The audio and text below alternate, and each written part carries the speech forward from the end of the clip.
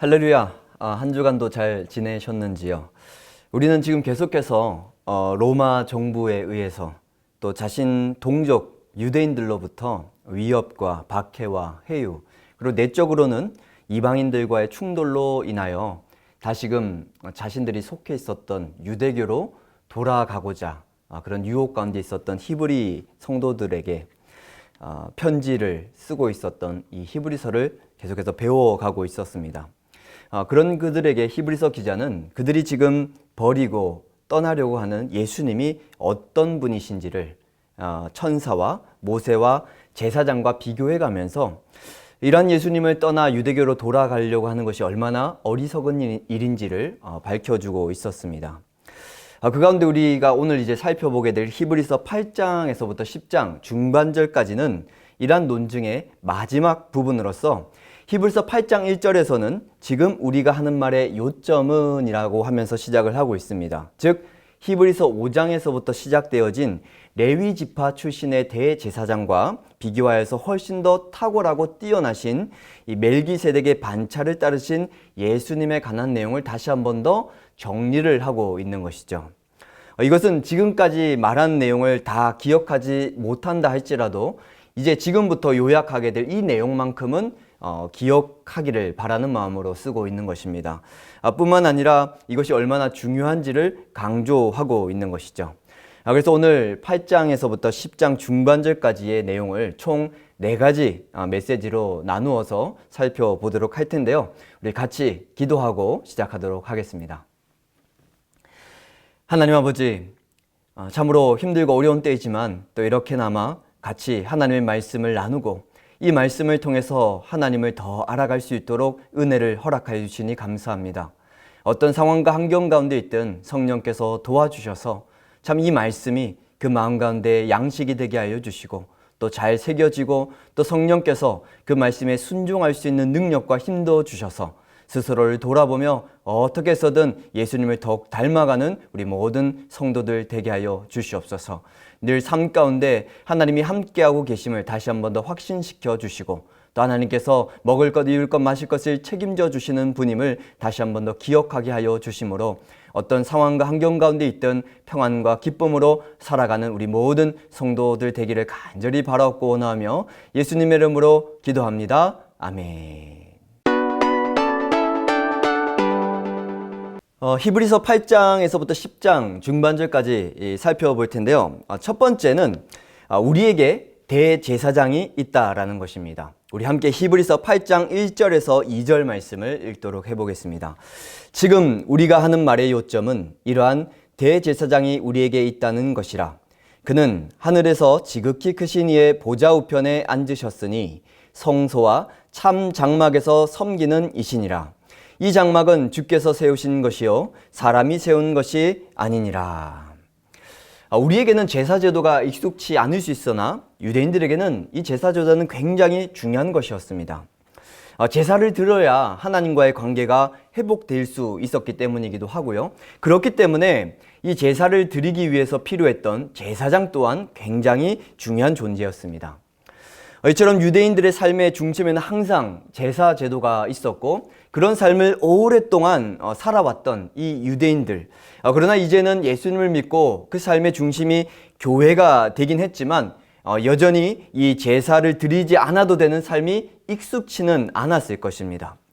그러는 중에 외부적인 환경적, 상황적 어려움과 또 이방인들로 인해서 내부적인 혼란을 겪음으로 인하여서 다시금 유대교로 돌아가고자 했던 것이죠. 이런 성도들에게 히브리서 저자는 이 예수님과 같이 탁월한 제사장이 계시고 또 이 예수님으로 인하여서 이제는 더 이상 제사를 드리지 않아도 되는 이 은혜로운 이 삶 가운데서 왜 다시 유대교로 돌아가려고 하느냐 이렇게 이제 묻고 있는 것입니다. 그리고 이것이 얼마나 어리석은 일인지를 다시 한 번 더 분명히 말씀하고 있는 것이죠. 우리는 제사제도가 익숙하지 않을 수 있으나 유대인들에게는 제사제도가 굉장히 중요한 것이었습니다. 제사를 드려야 하나님과의 관계가 온전히 회복될 수 있었기 때문이죠. 그리고 이런 제사를 드리기 위한 제사장도 굉장히 중요한 존재였습니다. 이처럼 유대인들의 삶 가운데는 이 제사 제도가 항상 중심에 있었습니다. 그리고 이런 삶 가운데 계속해서 익숙하게 지내다가 예수님을 믿고 나서는 이 교회가 그 삶의 중심이 되었지만 여전히 이 유대인 출신의 성도들은 이 제사를 드리지 않아도 되는 삶이 익숙치 않았던 것이죠. 그러던 중 외부적인 환경적, 상황적 어려움과 또 이방인들로 인한 내부적인 혼란으로 인하여서 다시금 유대교로 돌아가고자 했던 것입니다. 이런 성도들에게 히브리서 저자는 예수님과 같은 탁월한 제사장이 계시고 예수님으로 인해서 더 이상 제사를 드리지 않아도 되는 이 은혜를 받았음에도 왜 다시 유대교로 돌아가려고 하느냐, 이렇게 질문을 하고 계신 것입니다. 지난 시간 우리가 살펴보았듯이 이 예수님이 우리의 대제사장이 되어주셨다는 것은 참으로 복되고 감사한 일입니다. 만약 예수님께서 우리의 대제사장이 되어주시지 않으셨다면 우리는 여전히 하나님의 진노 아래 있을 뿐더러 이 하나님의 백성으로 살아가면서도 계속해서 제사를 드려야 했던 것이죠. 말이 쉽지 이 제사를 드린다는 것은 결코 쉬운 일이 아닙니다.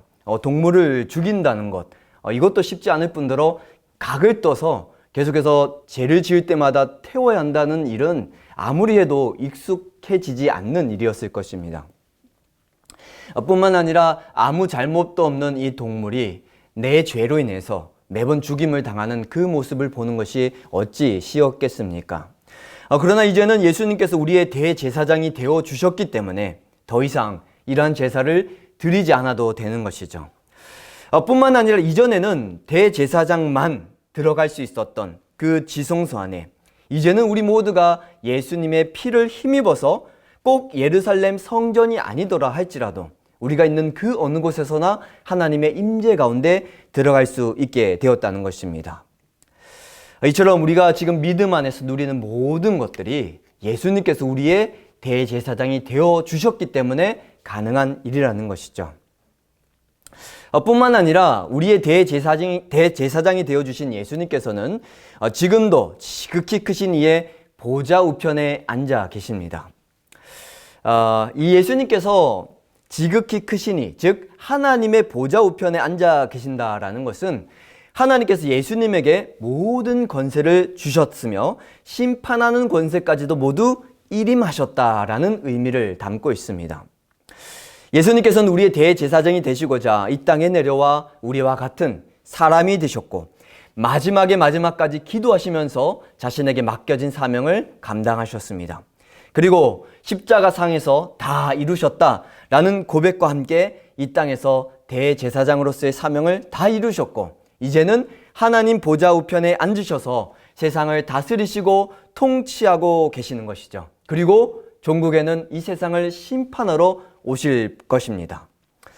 이처럼 최고의 자리에 오르신 예수님께서는 그저 그것으로 만족하지 않으시고 여전히 우리의 대제사장으로서 중보자로서 섬겨주고 계신 것입니다. 이러한 예수님이 우리의 주요 그리스도시며 대제사장이 되어주신다는 것이 얼마나 감사한 일인지요. 하지만 히브리서 수신자들은 이런 사실을 잊어버린 채 다시금 자신들이 더 익숙하고 또 안전해 보이는 유대교로 돌아가려고 했던 것입니다. 사실 우리도 살아가면서 우리에게 있어 예수님이 얼마나 귀하고 중요한 존재인지를 잊어버릴 때가 있습니다. 특별히 오랫동안 교회를 다니다 보면 습관적으로 예수님이 가장 귀하다고 고백은 하지만 실제로 삶이 그렇지 않을 때가 있는 것이죠.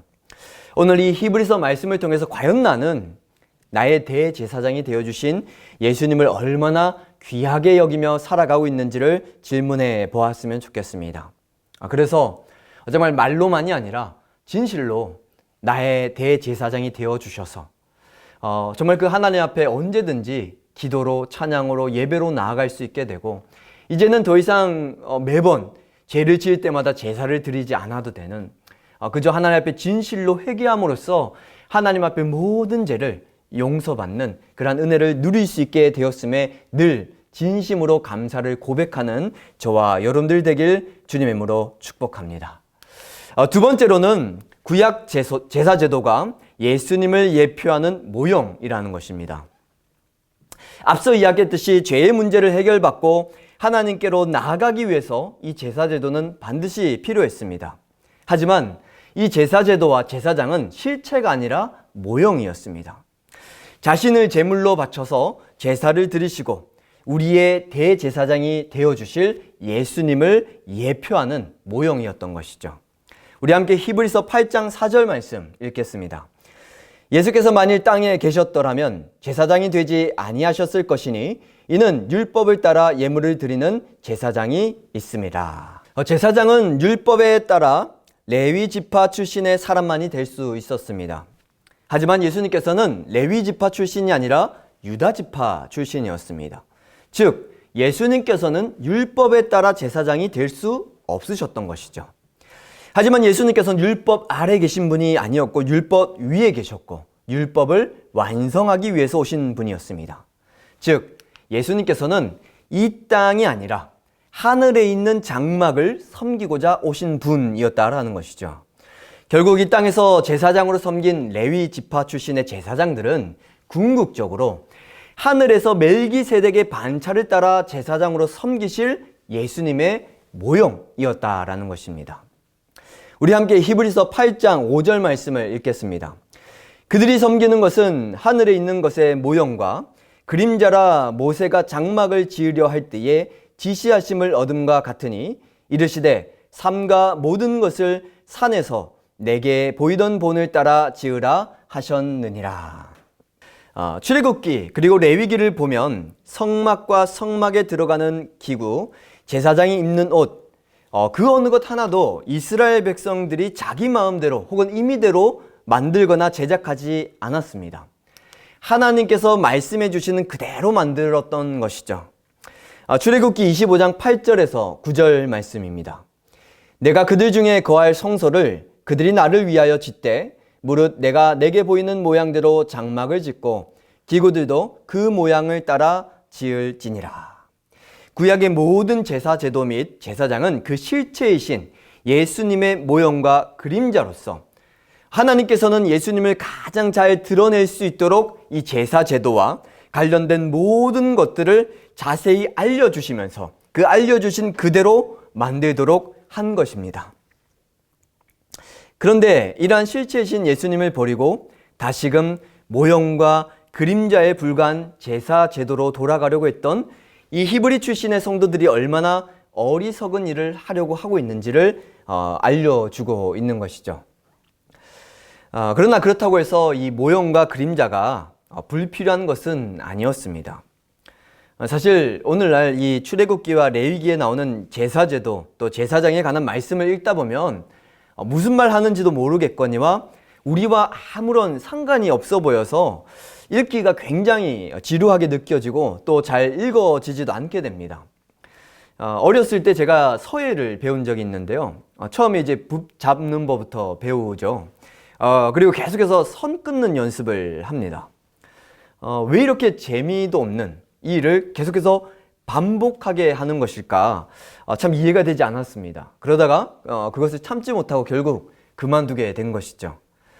그러다가 이제 저와 같이 시작한 한 친구가 끝까지 참으면서 그 기초 과정을 다 마치고 결국에는 멋진 글자를 쓰는 것을 보면서 후회한 적이 있었습니다. 마찬가지로 당장에는 나와 상관없어 보이는 또 어렵게만 느껴지는 이 제사제도를 차근차근 공부해 가다 보면 결국 이 제사제도가 예표하고 있는 예수님을 더 풍성히 알아갈 수 있게 된다라는 것이죠. 그러므로 우리는 예수님의 모욕으로 가득한 이 구약 성경을 아무리 어렵고 나와 상관없게 느껴진다 할지라도 열심히 공부해야 합니다. 그래서 결국 이것을 통해서 우리가 우리 사랑하는 예수님을 더 알아가는 이들의 힘을 써야 한다라는 것이죠. 이 히브리서 저자가 반대한 것은 실체신 예수님을 떠나 모형으로 돌아가는 것을 반대했을 뿐이지 이 모형으로 나타내고 있었던 이 예수님을 이 모형을 통해서 더 알아가는 것을 반대한 것은 아니었다라는 것입니다. 그러므로 우리는 계속해서 이 구약에 나와 있는 예수님의 모형, 예수님을 예표하고 있는 제사제도를 포함한 여러 가지 것들을 계속해서 배우고 공부함을 통해서 우리가 사랑하고 믿고 또 우리의 주요 그리스도 되시는 예수님을 더 알아가야 될 줄로 믿습니다. 그리고 이어서 세 번째는 예수님께서는 우리를 위해 하나님과의 새 언약을 완성하셨다라는 것입니다. 조금 긴데요. 히브리서 8장 8절에서 12절 말씀을 같이 읽도록 하겠습니다. 그들의 잘못을 지적하여 말씀하시되 주께서 이르시되 볼지어다 날이 이르리니 내가 이스라엘 집과 유다 집과 더불어 새 언약을 맺으리라. 또 주께서 이르시기를 이 언약은 내가 그들의 열조의 손을 잡고 애굽 땅에서 인도하여 내던 날에 그들과 맺은 언약과 같지 아니하도다. 그들은 내 언약 안에 머물러 있지 아니하므로 내가 그들을 돌보지 아니하였노라. 또 주께서 이르시되 그날 후에 내가 이스라엘 집과 맺을 언약은 이것이니 내 법을 그들의 생각에 두고 그들의 마음에 이것을 기록하리라. 나는 그들에게 하나님이 되고 그들은 내게 백성이 되리라. 또 각각 자기 나라와 사람과 각각 자기 형제를 가르쳐 이르기를 주를 알라 하지 아니할 것은 그들이 작은 자로부터 큰 자까지 다 나를 알미라. 내가 그들의 불의를 긍휼히 여기고 그들의 죄를 다시 기억하지 아니하리라 하셨느니라. 아멘. 히브리서 8장 8절에서 12절 말씀은 예레미야 31장 31절부터 34절의 말씀을 인용한 것입니다. 그런데 이 말씀은 새 언약에 관한 중요한 메시지를 담고 있습니다. 이 예레미야 31장의 말씀은 1차적으로 바벨론에 의해 망해버린 이스라엘 나라를 다시금 회복시키겠다라는 메시지를 담고 있습니다. 그러나 이것으로 그치지 않고 2차적으로는 육적인 이스라엘을 넘어 영적인 이스라엘을 회복시키겠다라고 약속하고 있는 말씀이라는 것이죠. 이 언약이라는 단어에 관해서는 제가 또 우리 안석호 목사님께서 강의를 하신 적이 있는데요. 이 언약은 성경 전체를 관통하는 중요한 단어입니다. 이 하나님께서 사람을 창조하시고 처음 아담과 맺은 언약이 있는데 이 언약의 내용은 선악과를 먹지 않으면 영원토록 복된 삶을 살게 되겠지만 선악과를 먹게 된다면 정령 죽게 될 것이라고 아담과 약속하신 것입니다. 하지만 아담은 하와와 함께 이 뱀의 유혹에 넘어가서 결국 선악과를 먹게 되었고 그 결과 하나님의 말씀하신 대로 죽게 됩니다. 하지만 하나님께서는 그런 아담과 하와를 포함한 사람을 그냥 그렇게 죽게 내버려 두지 않으시고 창세기 3장 15절에서 다시금 언약을 하시는데 친히 예수님을 보내셔서 하나님의 택한 백성들을 죽음에서 건지시겠노라고 언약을 하고 있는 것이죠. 그래서 이것을 원시 복음이라고도 합니다.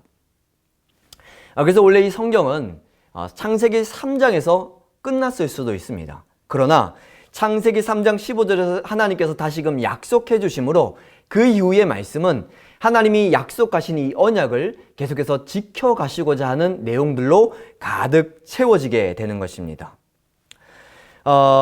이러한 언약은 이제 노아, 아브라함, 모세, 다윗을 거쳐 계속해서 연속성과 차별성을 가지고 보완, 발전이 되는 것을 보게 됩니다.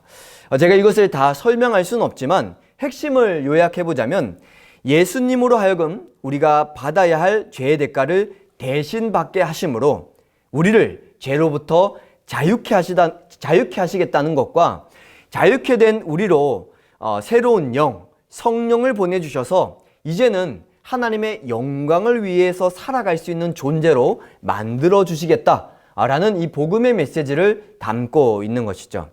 그래서 이러한 복음을 시대별로 부분 나누어서 아무도 알지 못하는 비밀로 지켜오시다가 예수님께서 십자가의 상에 죽으시고 모든 성도들에게 이제 나타나게 되었다라는 것입니다.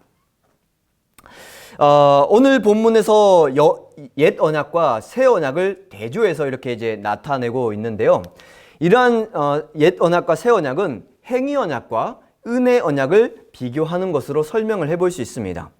이 행위 언약이란 서로가 어떤 조건을 지켰을 때 그에 따른 결과가 주어지는 언약입니다. 예를 들어 모세는 신명기에서 이스라엘 백성들에게 하나님과 맺은 언약을 다음과 같이 요약을 하고 있습니다. 신명기 11장 26절에서 28절 말씀입니다. 내가 오늘 복과 저주를 너희 앞에 두나니 너희가 만일 내가 오늘 너희에게 명하는 너희의 하나님 여호와의 명령을 들으면 복이 될 것이요 너희가 만일 내가 오늘 너희에게 명령하는 도에서 돌이켜 떠나 너희의 하나님 여호와의 명령을 듣지 아니하고 본래 알지 못하던 다른 신들을 따르면 저주를 받으리라. 오늘 본문의 이 이스라엘이라는 나라는 이 땅에 한시적으로 존재했던 하나님께서 실제로 왕이 되셔서 다스리고 통치했던 유일무이한 나라였습니다. 그래서 이 신명기 말씀 가운데 이 이스라엘 백성, 이러한 이스라엘이란 나라의 백성으로 살아가기 위해서 어떻게 살아가야 하는지를 알려주고 있는데, 간단히 말하면 하나님 말씀에 순종하면 복을 받고, 그러지 못하면, 즉 불순종하면 저주를 받게 된다, 이렇게 요약을 해볼 수 있는 것이죠. 하지만 우리가 이스라엘 역사를 통해서 잘 알 수 있지만 사사기서만 살펴봐도 하나님 말씀에 순종하면 복을 받는다라는 것을 알면서도 끊임없이 불순종하고 우상 숭배하는 모습을 발견할 수 있습니다. 이것을 히브리서 8장 9절에서는 그들은 내 언약 안에 머물러 있지 아니함으로라고 표현을 하고 있는 것이죠. 그 결과 결국 이스라엘 나라는 망하게 됩니다. 그러나 이 또한 하나님의 크고 놀라우신 계획의 일부였는데, 결국 이 모든 것들은 우리의 힘만으로는, 우리의 노력만으로는 구원을 이룰 수 없음을 분명하게 보여주는 통로의 역할을 하고 있다는 것이죠. 비록 이스라엘 이 백성, 육적인 이스라엘 나라는 하나님과의 행위 언약을 지키지 못해서 망하게 되었지만, 여전히 하나님의 은혜의 언약으로 일하고 계심을 통하여서 구약이나 신약 모든 성도들은 오직 믿음으로 받는 구원을 계속해서 하나님께서 이루어가고 계셨다라는 것입니다. 이처럼 옛 언약 또한 오직 예수 그리스도 안에서 이루어질 구원을 예표하고 있었다라는 것이죠. 이 아담이 범죄함으로 인해서 아무도 해결할 수 없었던 죄의 문제, 결국 죽어야만 했던 이 죄의 문제를 예수 그리스도 안에서만, 이 예수 그리스도만이 해결하실 수 있었고, 이것이 은혜로 우리에게 주어진다라는 것을 보여주기 위해서 이 옛 언약이 존재했다라는 것입니다.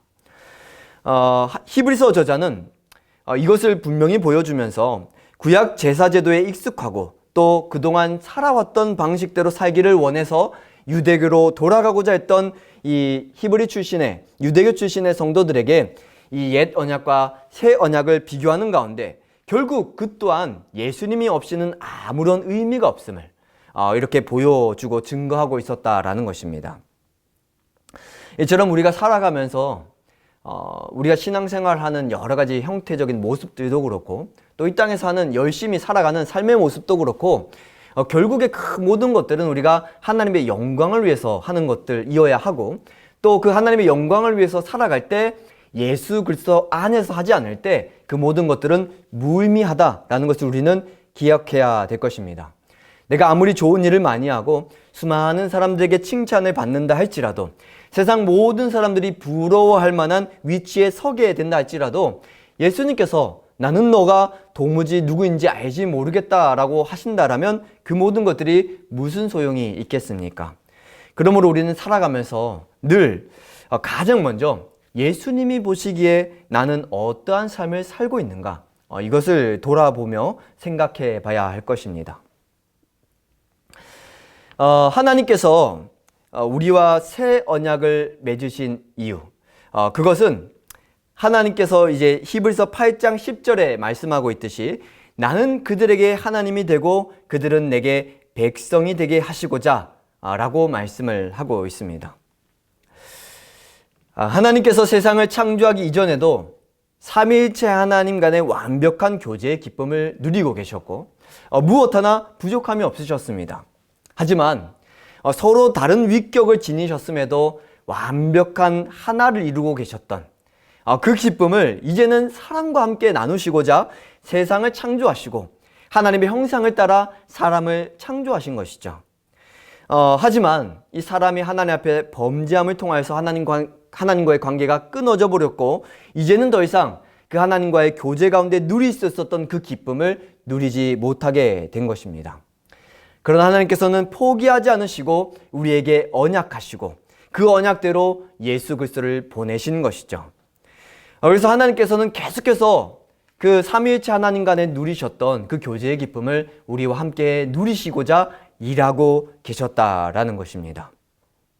이처럼 우리를 그 크신 사랑으로 사랑하고 계셨던 이 하나님의 사랑을 안다면 그 누가 이 하나님의 사랑을 찬송하지 않을 수 있겠습니까?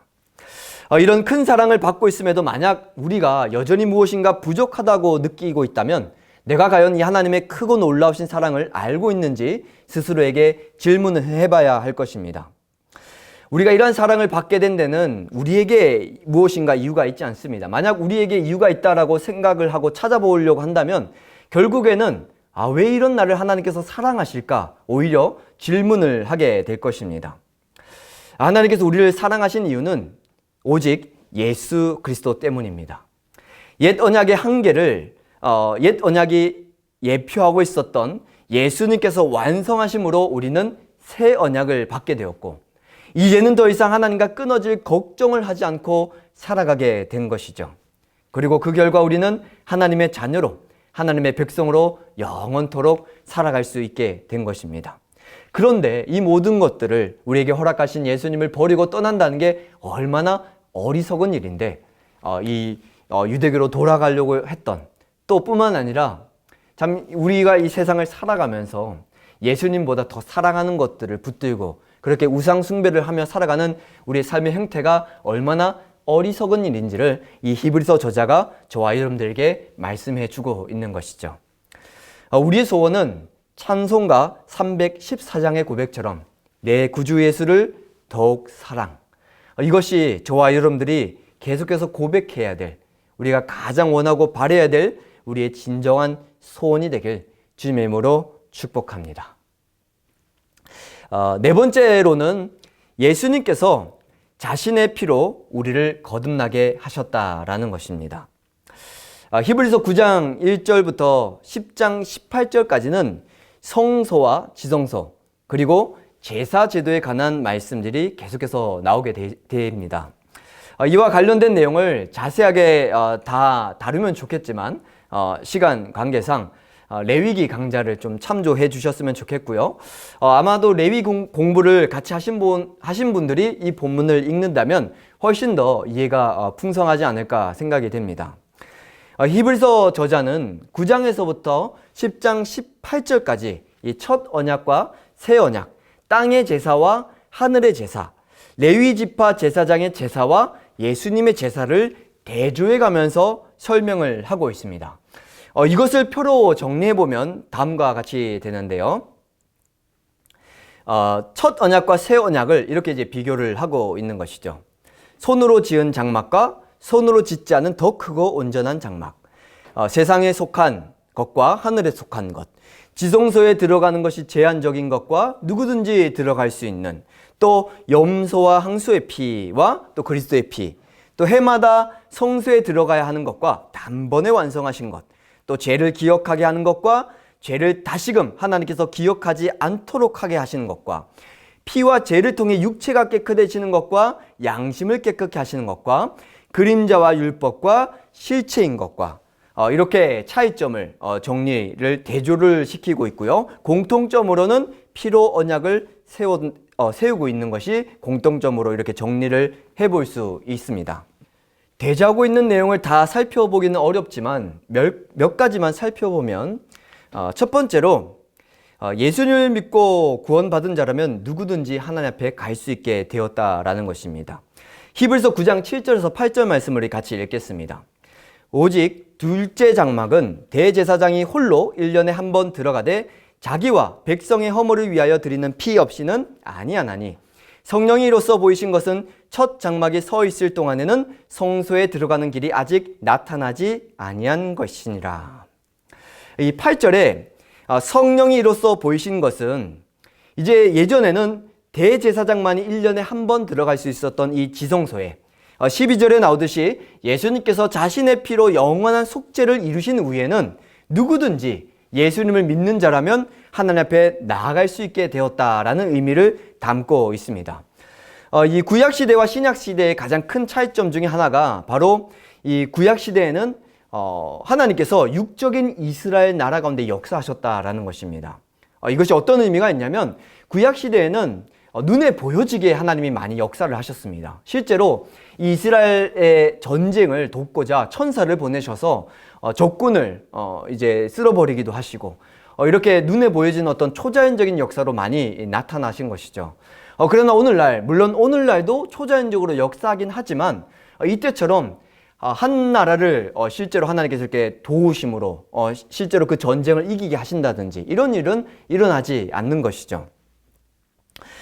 그러므로 이 이야기를 한 이유는 구약 시대에 이 이스라엘 백성들의 유대인들이 듣기로 우리가 지성소에 들어갈 수 있게 되었다라는 메시지를 이들이 듣는 것과 또 지금 우리가 듣는 것에 체감상 차이가 있다라는 것입니다. 하나님께서 눈에 보여지게 초자연적으로 역사하시는 그 하나님 앞에 나아간다라는 것은 이 구약 시대의 유대인들의 후손인 유대인들에게는 굉장히 엄청난 일이었습니다. 그러나 우리에게는 이것이 크게 와닿지 않는 메시지일 수 있다는 것이죠. 우리가 하나님 앞에 매일 기도하면서 또 예배하면서 언제든지 어느 때나 하나님 앞에 나아갈 수 있게 되었다는 것, 이것은 실로 엄청난 메시지인 것입니다. 그럼 우리가 날마다 그 하나님 앞에 나아가면서 이러한 감격 가운데 나아가야 될 것입니다.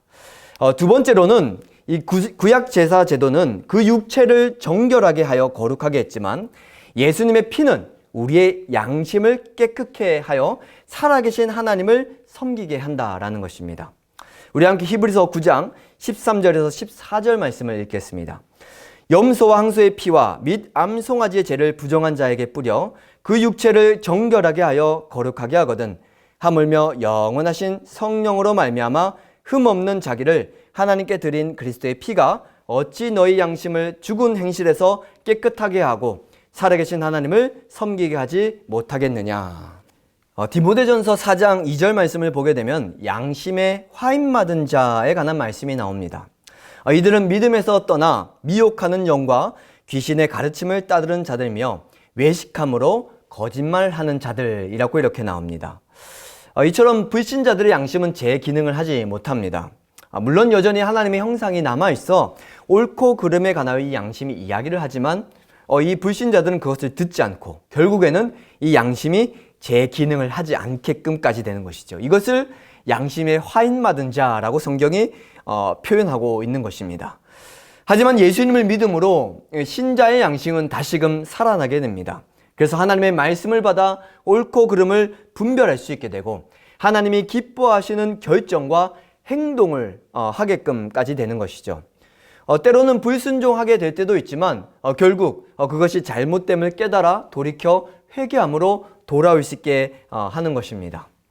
이처럼 구약 시대와 신약 시대의 차이점 중에 하나가 표면적으로 육체를 거룩하게 한 이 구약의 제사 제도와 달리 신약의 이 예수님이 드리신 제사는 우리의 양심을 깨끗게 하는 그런 역할을 한다라는 것입니다. 세 번째로는 구약의 제사 제도는 히브리서 10장 3절에서 4절에 나오듯이 그저 죄를 기억나게 하고 없애지는 못했지만 예수님의 피는 우리의 죄를 하나님께서 다시 기억하지 않도록 하나님께서 이 죄를 다시금 기억하지 않도록 깨끗하게 해주신다라는 것입니다. 우리 함께 히브리서 10장 17절 말씀을 읽겠습니다. 또 그들의 죄와 그들의 불법을 내가 다시 기억하지 아니하리라 하셨으니 하나님은 공의로우신 분으로 결코 죄를 그냥 덮어주시거나 넘어가지 않으시는 분이십니다. 반드시 죄의 대가를 받게 하시는 분이 우리의 공의로우신 하나님이신 것이죠. 그런데 어떻게 우리의 죄를 다시금 기억하지 않겠다라고 말씀하시느냐? 그 이유는 우리를 대신해 누군가가 이 죄의 대가를 치루었기 때문입니다. 우리가 받아야 될 하나님의 진노를 예수님께서 대신 받으셨기 때문에 하나님께서는 더 이상 우리의 죄를 기억하지 않겠다라고 말씀하고 계신 것이죠. 구약의 제사 제도와 예수님의 제사는 여러 가지 차이점이 있지만 아까 말씀드렸듯이 한 가지 공통점이 있습니다. 그것은 바로 피의 제사를 드린다라는 것이죠.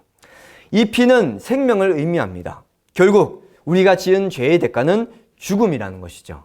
누군가는 이 죄로 인하여서 죽어야 이 문제가 해결된다라는 것입니다. 그래서 구약 시대에는 동물을 대신 죽였습니다. 하지만 이것은 궁극적으로 우리의 죄의 문제를 해결해 주지는 못했던 것이죠. 오직 죄가 없으며 우리와 같은 인간이 대신 죽어야만 이 죄의 문제가 해결될 수 있었는데, 인간 중에서는 죄가 없는 인간이 없었기 때문에 예수님께서 우리와 같이 대심으로 죄 없으시니 예수님이 우리를 대신하여 죽으신 것이죠.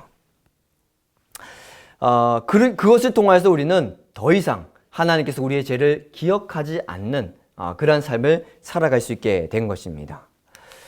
이처럼 우리 모두는 이 예수님의 피로 그냥 표면적인 변화가 아니라 본질적인 내면의 변화를 경험한 자들입니다.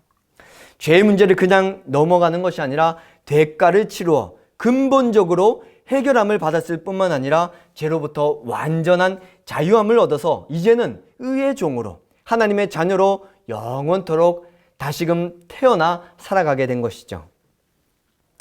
히브리서 10장 15절에서 17절까지는 앞서 인용했던 예레미야 31장 말씀을 다시 인용하고 있습니다. 우리 함께 히브리서 10장 16절 말씀을 읽겠습니다. 주께서 이르시되 그날 후로는 그들과 맺을 언약이 이것이라 하시고 내 법을 그들의 마음에 두고 그들의 생각에 기록하리라 하신 후에, 이전에는 아무리 하나님의 말씀을 지키면 복을 받는다는 것을 알면서도 지키지 못했지만, 이제는 성령께서 우리 안에 계셔서 하나님의 말씀을 생각나고 깨닫게 하실 뿐만 아니라 순종하여 살아가도록 그 마음도 허락해 주시고 그렇게 살아갈 수 있도록 친히 도우신다라는 것이죠. 성령께서 하시는 일들이 많이 있지만 그 중에서도 가장 크고 놀라운 일은 우리가 예수님을 믿을 때 우리로 하여금 그 예수님과 연합하도록 해 주신다라는 것입니다. 예수님께서는 2000년 전에 십자가에 죽으셨지만 성령께서는 우리가 예수님을 믿을 때 우리로 하여금 그 자리로 데려가셔서 예수님과 함께 그 십자가에 달려 죽게 하시고 예수님과 함께 죽음 가운데서 부활하게끔 하신다라는 것이죠. 뿐만 아니라 우리를 떠나지 않고 우리 가운데 오셔서 영원토록 함께 하시면서 우리가 죄와 싸우고 예수님을 닮아갈 수 있도록 우리를 도우시는 것입니다. 이처럼 우리는 예수님을 믿고 이런 놀라운 일들을 경험하게 됩니다. 겉으로 보여지기에는 아무런 변화가 없는 것처럼 보여질 수 있지만 실제로 이 세상에 일어나는 그 어떤 일과도 비교할 수 없는 이 놀라운 일들이 우리 안에서 성령의 역사로 일어나게 된다는 것이죠. 우리는 보통 눈에 보여지는 변화만 크게 보는 경향이 있습니다. 돈을 많이 벌어 성공을 하거나 다이어트를 해서 외모가 이쁘게 변하게 되거나 열심히 공부해서 좋은 직장에 취직하는 등 이런 변화를 부러워하고 크게 놀라워하지만 진짜 중요한 것은 우리 중심의 변화임을 기억해야 합니다. 눈에 보이지 않지만 여전히 우리 안에 있는 죄의 세력과 계속해서 싸워가면서 예수님을 닮아가는 내적인 변화가 훨씬 더 중요하다라는 것입니다. 우리는 비록 육신의 눈으로 볼 수 없지만 영적인 눈으로 이러한 변화를 바라보고 부러워하며 무엇보다도 이러한 변화를 이루며 살아가기 위해서 열심히 노력해야 될 것입니다. 그럴 때 아마도 그 사람의 인생 가운데 예수님이 가장 중요해질 것입니다. 참으로 우리가 살아가는 세상은 특히나 요즘 시대에는 보여지는 것이 너무나도 중요한 시대입니다. 그럴 때 흔들리지 마시고 예수 그리스도를 붙들고 가장 중요한 변화, 우리 내적인 변화, 우리의 성품이 다듬어져 가고 성령의 열매가 맺히고 계속해서 죄와 치열하게 싸우면서 예수님을 닮아가는 그 변화의 열매를 풍성하게 맺어가시는 저와 여러분들 되길 주님의 이름으로 축복합니다. 이제 결론을 맺고 정리를 하겠습니다. 먼저는 예수님과 같은 너무나도 좋으신 대제사장이 우리에게 계시다라는 것입니다. 이것이 얼마나 복되고 감사한 일인지를 우리는 잊어서는 안 되겠습니다.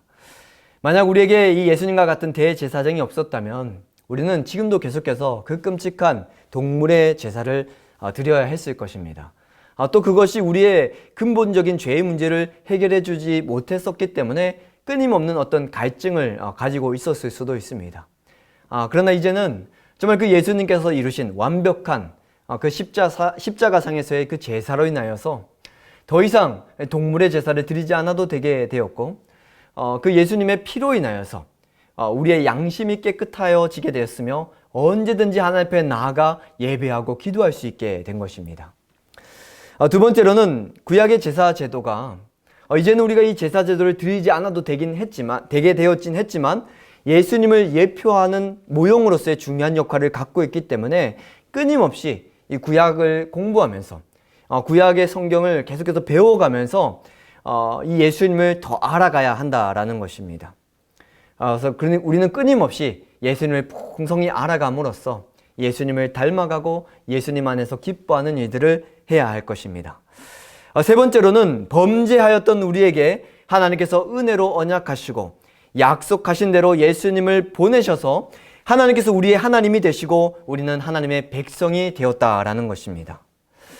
도대체 하나님이 우리가 무엇이간데 참 우리를 위해서 세상을 창조하시고 사람을 만드셔서 삼위일체 하나님이 누리셨던 그 기쁨을 우리에게 주시고자 그렇게 하셨는데 우리가 범죄함을 통하여서 그 관계가 끊어지고 영원 형벌 가운데 있게 되었지만 포기하지 않으시고 약속하시고 그 약속대로 예수 그리스도를 보내주심으로 이제는 다시금 그 하나님과의 관계가 회복되어 그 하나님 안에서 하나님과 누릴 수 있는 그 기쁨을 우리가 누릴 수 있게 되었다라는 것이죠. 이 크고 놀라우신 하나님의 사랑을 받은 자들이 바로 저와 여러분들이라는 것입니다. 이 사랑 안에서 날마다 하나님을 찬송하고 하나님의 영광으로서 살아가는 저와 여러분들이 되어야 할 것입니다. 네 번째로는 우리는 예수님의 피로 거듭난 자들이라는 것입니다. 그냥 겉만 바뀐 것이 아니라 내면이 존재 자체가 바뀌었다라는 것입니다. 얼마나 우리 삶 가운데 놀라운 일이 일어났는지를 우리는 잊지 말아야 할 것입니다. 그저 눈에 보여지는 것만 보지 않고 영적인 눈을 떠서 우리에게 일어난 이 놀라운 일들을 바라보면서 정말 중요한 것이 무엇인지를 놓치지 말고 살아가야 할 것입니다. 물론 우리가 외모적으로도 가꾸어야 되겠죠. 하나님의 영광을 위해서 복음을 전하기 위해서 우리의 외모도 가꿔야겠지만 정말 우리의 내면도 계속해서 죄와 싸워가면서 예수님을 닮아가는 그 열매들을 맺어가는 일에 최선을 다해야 할 것입니다. 자, 이렇게 벌써 다음 시간을 이제 마지막 강의를 앞두고 히브리서 강의가 이렇게 이제 정리가 되어져 가고 있는데요. 이 히브리서 저자는 우리에게 끊임없이 우리의 대제사장 되시고 그 어떤 것보다도 뛰어나시며 탁월하시고 우리 인생에 있어서 가장 중요한 한 분, 이 예수 그리스도를 계속해서 설명하고 보여주고 드러내고 나타내고 있습니다. 계속해서 이 히브리서를 보면서 저는 정말 제가 그동안 알고 있었다라고 생각을 했지만 희미했었던 이제는 희미하다고 생각되어지는 그 예수님이 점점 더 선명하게 드러나고 나타나는 것을 느낄 수 있었습니다. 마찬가지로 여러분들 삶 가운데도 내가 중요하다고 생각했지만 혹여나 그 예수님을 놓치고 살진 않았는지를 돌아보면서 더욱더 참 이 코로나 안에 있지만 코로나 안에만 있는 것이 아니라 예수님 안에 있음을 발견하고 더 기억하면서 살아가는 저와 여러분들 되길 주님의 이름으로 축복합니다. 특별히 이 히브리서 강의를 계속해서 들으시면서 여러 가지로 부족한 점도 있을 수 있을 터인데 좀 끝까지 또 집중해서 또 좋은 댓글들도 이렇게 써주시고 또 피드백들도 좋은 피드백들 많이 주셔서 감사합니다. 이제 마지막 한 강의를 앞두고 있는데 그동안 또 들으시면서 느낀 점이 있으시거나 또 질문이 있으시거나 또 말씀하실 것이 있으면 언제든지 우리 이종윤 전사님께 혹은 또 유튜브 댓글로 남겨주시면 감사하겠습니다. 그러면 또 다음 뵐 때 한 주까지 건강하시고 잘 지내시고 기도함으로 오늘 히브리서 강의 마치도록 하겠습니다. 하나님 아버지, 참으로 다시 한 번 더 오늘 히브리서 강의를 통하여 예수님이 얼마나 우리에게 감사한 분인지 또 중요한 분인지를 깨닫게 되고 또 하나님께서 얼마나 크고 놀라우신 사랑으로 우리를 사랑하셨는지를 알게 되었습니다. 하나님, 참 이 말씀을 볼 때마다 우리는 힘을 얻습니다. 이 말씀을 볼 때마다 참 육적인 것들만 바라보고 있었던 나의 무지함을 깨닫게 됩니다.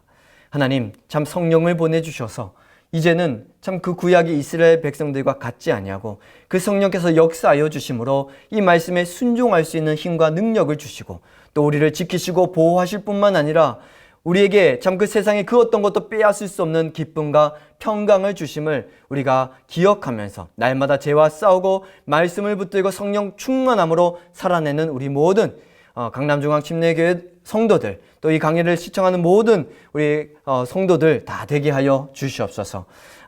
여러 가지 어려운 상황이 있고 또 마음 가운데 근심과 걱정과 염려가 있다고 한다 할지라도 참 예수님을 바라보면서 소망을 잃지 않게 하여 주시옵고, 어떤 어려움과 환경 가운데 있어도 예수님 안에 있음을 우리가 잊지 아니하고 그 예수님 놓치지 않고 그 예수님 한 분 드러내고 나타내기를 힘써 살아가는 우리 모두가 되기를 간절히 원하고 바라오며 이 모든 말씀 살아계신 우리 주 예수 그리스도 받들어 기도합니다.